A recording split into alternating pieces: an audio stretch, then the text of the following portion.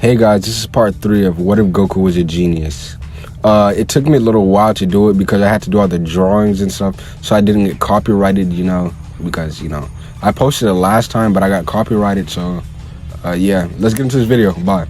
Now, last time we left off, Goku and Raditz ship malfunctioned, and they landed on a mysterious planet full of frost demons.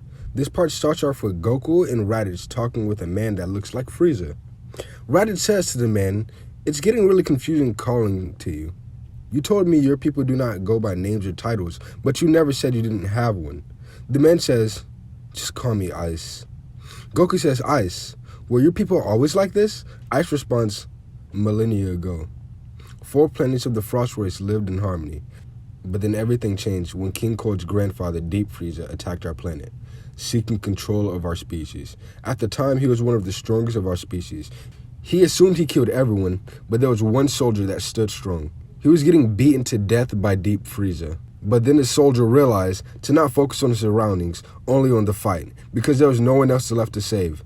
He closed and opened his eyes, and he was in a state of tranquility and peace, eventually dodging every attack that Deep Frieza threw at him. The soldier threw a death beam at him, finishing the Deep Frieza off. He is the father of our whole species. Till this day, he is commemorated through us." Goku says, "Wow, he must have been really strong. I would have loved to spar with him." Raditz says, "How did he make you guys?" I says, "My species reproduces asexually." I says, "Well, we should carry on to the last part of our training." He takes them to a room, and when they enter, Raditz and Goku are in their own mind battling themselves and are remembering every failure they had. Ice tells them to empty everything from their mind and let your body move on its own. It's the only way. Raditz gets it done, but Goku is struggling a little harder. He is mainly focused on Chi-Chi's death, and he can't get it off his mind. The other Goku launches a spirit bomb at Goku, and Goku thinks about nothing else but saving his own life, and he's finally able to go into Ultra Instinct. Ice says, "One last thing to tell you. You must stay in the state constantly to fully master its power." Raditz and Goku have completed their training and are heading back to Earth. While on the Earth, Teen Trunks appears from his time machine and is confused why no one else is at the desert spot. What he does notice is that King Cold and Frieza still appear on Earth, but he is confused why Frieza doesn't have his mechanical parts. But he still defeated King Cold and Frieza even easier in canon. When Trunks gets done blasting King Cold, he notices a ship land at a location of Goku's house. The kids walk outside to hug Goku. Trunks also flies over to see Goku and Raditz, but he can't feel the power levels. Trunks is still confused because he sees a man with Goku he's never seen before, and Goku also has silver hair. Trunks walks to Goku and says, "Can we talk?" Goku is confused, not knowing who this random kid is, but he obliges anyway.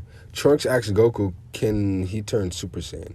Goku charges his ki and transforms. Trunks is overwhelmed by Goku's strength and tells him there are androids in this timeline destroying Earth. He will also succumb to the heart virus in the future. Trunks is confused because this timeline is way different from his, and he gives Goku the medicine anyway. Goku says, "Say, you look like Vegeta." Trunks responds, "That's my father." Goku yells, "Vegeta's your father?" Raditz hears and says to the kid, "Speaking of Vegeta, where is he?" The kids say he's been hanging out with Bulma an awful lot. Raditz flies over to Capsule Corp and stares Vegeta down. Now remember guys, the last time Raditz saw Vegeta is when he allowed Nappa to kill Chi-Chi, so he doesn't trust him not one bit. Vegeta sees Raditz and is confused why he can't feel Raditz's key signature, and even more why Raditz has white hair. Vegeta was about to say something, but Raditz punches him dead in the stomach, making Vegeta fall to the ground. Raditz says, "If you ever hurt my little brother again, it will be your end, weakling." At Goku's house, the triplets show Goku that they can move without thinking, and they ask Goku to throw a punch at them, and each of them dodges it on instinct. Goku says, "I'm so proud of you three. Your next thing to master is Ultra Instinct Level 3, where you're at a full power state, silver hair, and eyes. Then Level 4 is when you'll be able to access it on will."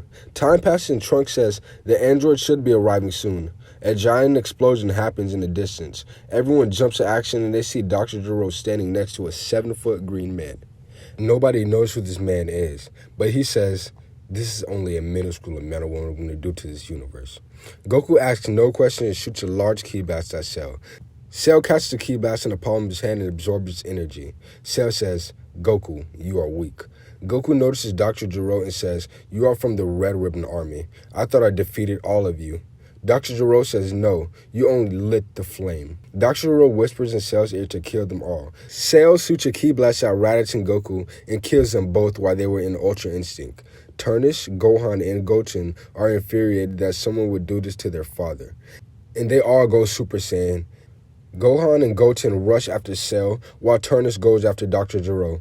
Turnish notices that Super Saiyan is not working and tries to go into Ultra Instinct Omen, but she is just too furious. Turnish tells Gohan and Goten that they have to retreat to Kami's lookout, and they do. Dr. Gero was about to follow them, but Cell says, "Let them go and get stronger. They'll be back. I promise." Dr. Gero says, "Just in case they don't try to revive those weaklings, I will take one of the Dragon Balls." The kids fly to Kami's lookout as fast as they can. When they make it there, they tell Kami that their father and Raditz were killed. All three are crying, and Kami comforts them all. Out of nowhere, Vegeta lands on the lookout.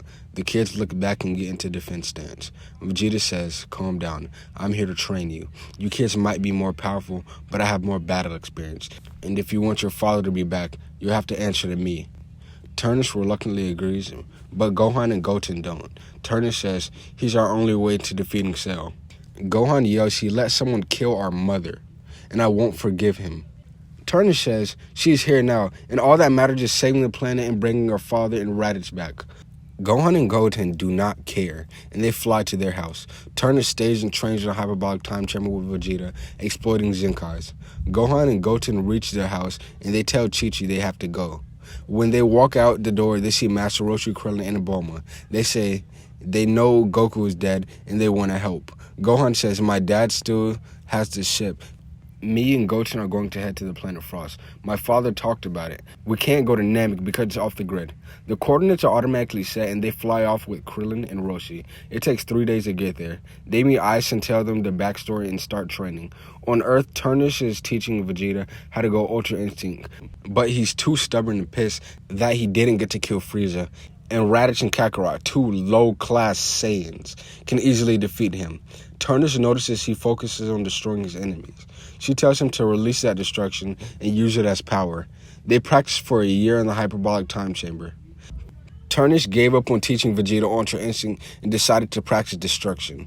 Goten and Gohan and Roshi and Krillin are on their way home, and Vegeta and Turnish are done with their training. They all head to Cell's energy signature, and they land in front of Cell and Dr. Gero. Goten and Gohan attack Cell while Turnish and Vegeta go after Dr. Gero. Roshi and Krillin go looking for the Dragon Balls with Bulma. Gohan and Goten go into Ultra Instinct Mastered, and Turnish and Vegeta go into Destruction form. Vegeta and Turnish destroy Dr. Gero and decide to help out with Goten and Gohan. Bulma, Roshi, and Krillin find all the Dragon Balls except for one. They follow the beep of the radar and it leads them to the battlefield. The three scream the last Dragon Ball is inside Cell's body. Krillin and Master Roshi join the fight. Cell is outnumbered and he tries to blow himself up. Turnish and Vegeta try an attack they've been working on. They both yell Hakai and erase Cell. They got the last Dragon Ball and wish for Raditz and Goku's life to be restored. Everything goes as normal in this series, except everyone grows a stronger connection to each other. They easily defeat Boo and live out their days as normal. Well, that's the end of this part. What if Goku fights, Beerus, or freaking Raditz teams up with Gohan and do a fusion? We don't know. We'll see what happens in this next video. I'll see you guys. Goodbye.